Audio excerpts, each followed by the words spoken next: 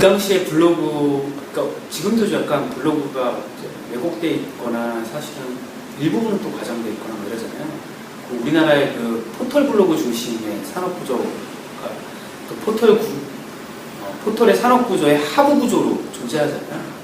이러다 보니까 많은 것들이 왜곡돼 있어요. 현재도 글을 쓰는 사람들이 프리랜서로서 또는 글쟁이로서 자신의 글을 팔 수 있는 도구로 블로그가 존재를 해야 되는데, 거꾸로 블로그 툴이 있는 상태에서 블로그 툴에 의존하면서 살아가는 사람들이 블로거로 포지셔닝이 되어 있단 말이에요.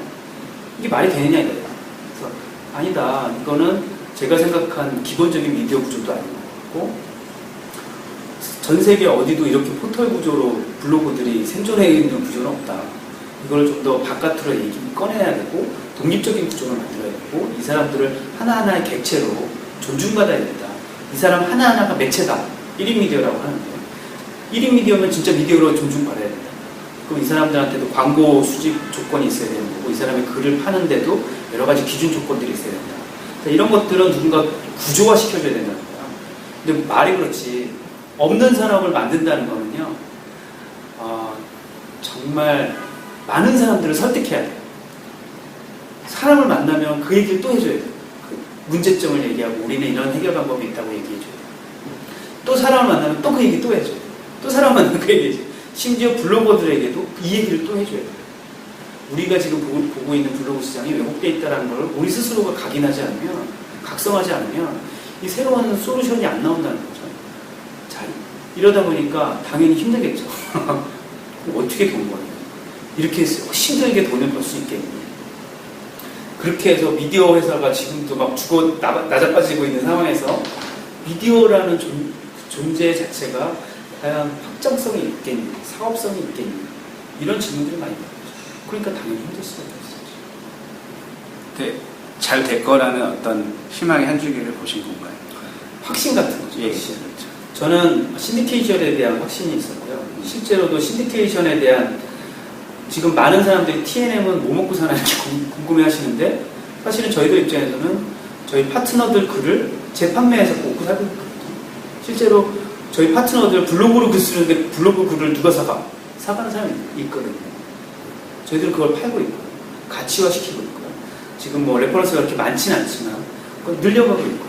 좀 더 확산시키기 위해서 커리 같은 새로운 플랫폼도 준비하고 있고, 그래서 저희들은 글을 어떻게 하면 확산시킬 수 있을까, 가치를 받으면서 팔 수 있을까에 대해서 고민을 많이 했고, 그거에 대해서는 사실 제가 미디어 전략가로서의 확신 같은 거, 저 자신을 믿을 수밖에 없는 거죠. 우리 조직을 믿을 수밖에 없고, 하다못해 또 제가 중간에 위기였다면은 블로거들을 과연 믿을 수 있을까, 컨텐츠 생산자로서 과연 오리지널리티를 담보할 수 있을까, 이 사람들이. 에 대한 고민도 있었죠. 근데 그런 것들은 저희 블로거들이, 저희 파트너 블로거들이 아주 깔끔하게 해결해주고 있어요. 놀랍게도 오리지널리티를 많이 발휘하고 계시고, 놀랍게도 저작권 문제도 별로 없이 자기의 인사이트를 글로 풀어내주고 있다는 거죠. 그게 저희들의 강점이자 저희들이 갖고 있는 전체적인 재산입니다. 그 파트너하고 오피스 직원하고 혹은 이제 대표님하고의 관계가 참 친한 것 같아요. 친하다고요? 예, 예. 네. 지난번에도 뭐 같이 뭐 족구도 하고 뭐도 네. 하고 막 하고 그랬잖아요. 그래서 되게 지금은 저도 이제 많이 편해지고 네. 그런 부분은 참 좋은데, 네. 또 너무 친한 것 같아가지고 또 꼭 좋지만은 않지 않을까라는 그런 좀 우려도 해요. 사실은 개인적으로는. 네. 그러니까 서로 냉정해야 될 때가 있을 것 같아요. 그러니까 왜냐면은 돈 문제가 걸려 있을 경우도 있고 네. 하다 보니까 네. 그럼 이런 관계에서 파트너하고 오피스하고의 어떤 관계를 어떻게 보시는지, 어떤 그 회사하고 주주하고의 관계처럼 보시는지, 아니면 노조하고의 관계처럼 보시는지 그런 좀 말씀을 해주세요. 사실은 동업자 관계로 보고 있어요. 제가 왜 파트너라는 이름을 정했는가 생각해 보시면 이해하실 것 같아요. 그래서 많은 사람들이 그냥 궁금증이 없이 저희 TNM 파트너라고 얘기하면 그냥 그런가 보다 하는데, 그 당시에 많은 그 메타 사이트들이건 모든 사이트들이 회원으로 했죠.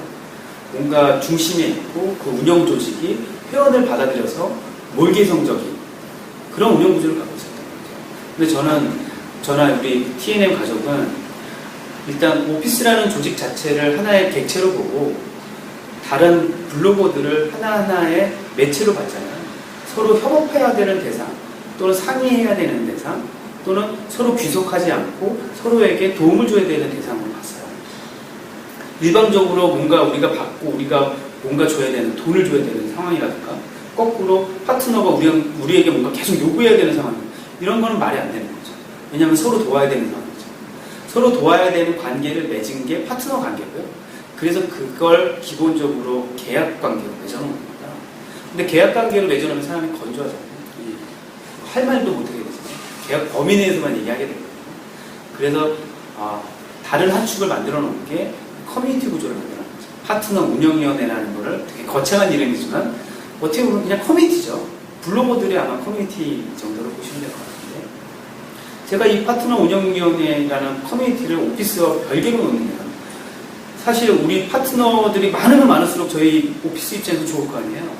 그런데도 많은 장애물로 있을 수가 있었죠. 왜냐하면 다른 파트너들의 심사 역할을 하고 있잖아요. 심사를 하는 데 있어서 오피스만 심사하냐? 그렇게 되면 아마 이 커뮤니티 구조는 뭉개졌을 거예요.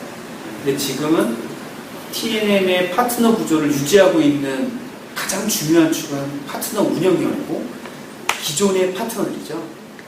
그래서 아마 파트너의 정체성들, TNM에 대한 정체성은 같이 만들어가고 있는 중이라고 보면 될 것 같아요. 저희들은 계속 사업 제안을 하고 뭔가 광고 플랫폼을 얘기하고 뭔가 미디어 플랫폼을 얘기하고 신디케이션을 통한 돈벌이를 얘기하고 있을 때 TNM 파트너들은 어떤 이슈를 제기하고 어떤 미디어적인 영향력을 얘기하고 또는 어떻게 해야지 사람들이 돈을 벌 수 있는지 사업적인 제안을 하기도 하고 비즈니스 파트너 구조도 만들어가는 거죠. 그래서 저는 이게 되게 조직 이점력, 조직 이점력의 관점으로 이 TNM 전체의 구조도 한번 좀 새롭게 보고 있어요. 그래서 과연 우리 24명의 파트너, 24명의 오피스만으로 구성되어 있는 회사냐, 아니면 관점을 좀 확대시켜서 지금 300명이 하나의 조직체의 이름으로 뭔가 컨텐츠를 생산하고 있는 거대한 틀을 하나 만들고 있는가. 그러면 우리의 위치가 달라지죠. 생각하는 스케일이 달라지고 내가 사람들에게 영향을 미칠 수 있는 범위가 달라지죠. 그게 더 우리에게 그 책임감으로 오는 거예요. 그래서 저는 이런 책임감들을 파트너들이 서로 공유하고 있다고 생각을 하고 있고요. 그거는 공유하지 못하고 하고 있더라도 파트너들이 얘기하면서 대화하면서 서로의 커뮤니티 안에서 우리의 조직의 모습을 서로 맞춰가고 있다고 보고 있어요. 그거는 자정작용 같은 거죠. 그러면 TNM 오피스에서 생각하는 어떤 정책이라든가 방향하고 블로거가 생각하는 거하고 좀 다를 수도 있지 않습니까? 네. 그래서 부딪히거나 문제가 되거나 그러지는 않을까요? 저는 이런 생각도 해봤어요. 만약에 모든 파트너들이 우리에게 독점이 되어 있다면 과연 우리 파트너 구조가 만들어질 수 있었을까? 저는 파트너들 자체는 다 객체이기 때문에 자기 스스로 판단을 할 수 있고 자기가 우리와 반대되는 상황이 있거나 또는 다른 상황이 있다면 다른 미디어 활동을 하실 거라고 생각해요. 저는 그거에 대해서 왜 우리랑 하지 않고 저쪽이랑 하세요? 지금 예를 들면 뭐 업체랑 우리 비슷한 업체들이랑 하는 모든 미디어 활동들을 또 같이 참여하시는 분들 꽤 있단 말이에요. 저는 반대하지 않아요. 왜냐하면 그분들 스스로의 판단이니까. 다만 그들보다 더 괜찮은 미디어 파트너로서 우리가 작용하면 되죠. 저는 그걸 미션으로 삼고 있고요.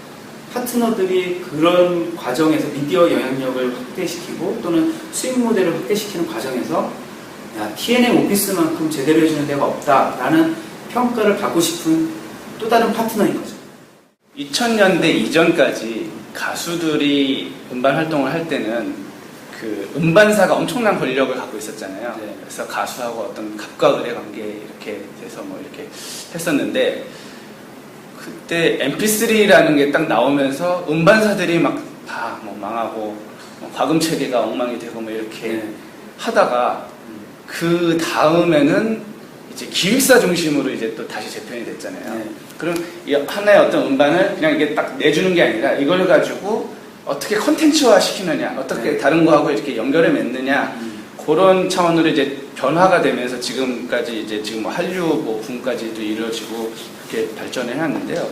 블로그도 좀 약간 비슷한 측면이 있다고 생각을 해요. 그러니까 포털이라거나 네. 혹은 뭐 메타 사이트 중심으로 이렇게 발행한다는 개념이 있었는데 테터앤미디어 보면은 이걸 가지고 어떻게 다른 쪽하고 조합을 해가지고 새로운 서비스를 만들어내느냐, 이를테면 이제 기획사 같은 그런 느낌을 받거든요. 네. 이런 형태의 회사가 자꾸 또 늘어났으면 좋겠다는 생각을 해요. 네. 근데 만약에 대표님 입장에서 TNM 같은 회사가 또 나오면은 네. 어떤 뭐 위기감을 느끼거나 어떻게 생각하세요? 저는 뭐 자신 있습니다. 예. 왜냐면 저는 기존의 선도업체로서의 위치를 오히려 작용이 되는 거고요. 예. 저희는 사실 세상의 모든 것일 수 없잖아요. 미디어라는 것도 마찬가지고. 저는 산업이 발전하려면 경쟁자가 있어야 된다고 보고요. 경쟁자가 서로 선의의 경쟁이 있으면 더 좋죠. 근데 아쉽게도 우리의 경쟁자가 없어요. 그게 문제예요. 다만 제가 바라고 있는 거는 아까 말씀하셨던 그런 구조 있죠. 구조의 틀이 저는 블로그로만 한정짓진 않습니다. 저는 그래서 최근에 제가 블로그라는 말 대신에 소셜 창작자라는 말을 많이 쓰잖아요. 어떤 툴을 쓰던 사람들은 창작하는 사람들이 있거든요. 창작하거나 자기의 인사이트를 부여하거나 또는 누군가 어떤 사안에 대해서 해석하고 분석하는 사람들은 어딘가에 존재하는데 그 사람들은 블로그 툴을 쓸 수도 있고 위투데이를 쓸 수도 있고 트위터를 쓸 수도 있고 페이스북을 쓸 수도 있다고 봐요. 다만 그걸 툴로 사람을 한정짓느냐 아니면 그 사람이 어떤 툴을 쓰느냐 이제는 저는 그걸 시각을 좀 다르게 볼 필요가 있다고 생각하고 있고요. 소셜 창작자들이 활동할 수 있는 무대를 만들어주는 것, 소셜 창작들이 활동할 수 있도록 동기부여를 해줄 수 있는 여러 가지 거래 조건을 만드는 것, 그리고 소셜 창작자들이 그렇게 만만한 사람들이 아니고 괜찮은 사람들이고 콘텐츠가 훌륭하다라는 걸 증명해 주는 것, 또는 그런 것들을 어떻게 재활용시켜서 사회적인 가치로 더 뻥튀기시켜주는 것, 이것이 저의 그 초점이에요. 만약 저희랑 똑같은 관점의 그런 매체사나 이런 데서 나오기 시작한다면 오히려 저는 환영하죠. 제가 나중에 우리 회사가 잘 안 되더라도 그쪽에 팔 수 있잖아요. 아니면 그 회사가 동반상승하기 위한 좋은 조건일 수도 있고, 블로그들 입장에서도 똑같아요. 그 회사가 더 좋은 조건이거나 우리 회사가 더 좋은 조건이면 서로 조건을 가지고 얘기할 수 있겠죠. 저는 그런 건 정말 좋은 미디어 2.0의 세상에 나갈게요. 저는 그거는 벌써 한 몇 년 전부터 구상하고 있었어요. 논란이 되었던 사진을 한 장을 보여드릴게요. 네. 버섯돌이님하고 같이 찍은 사진인데 이걸 가지고 커뮤니티에서 엄청난 논란이 있었습니다. 자꾸 이렇게 잊을만하면 꺼내놓고 있어요. 좀 설명을 좀 해주세요. 이번 책을. 술자리에 있었던 일들이요. 버섯돌이님은 저랑 같이 초창기부터 있어왔던 분이고요. 버섯돌이님은 사실 개인적으로도 사업적으로도 선배이기도 하고 형님이기도 하고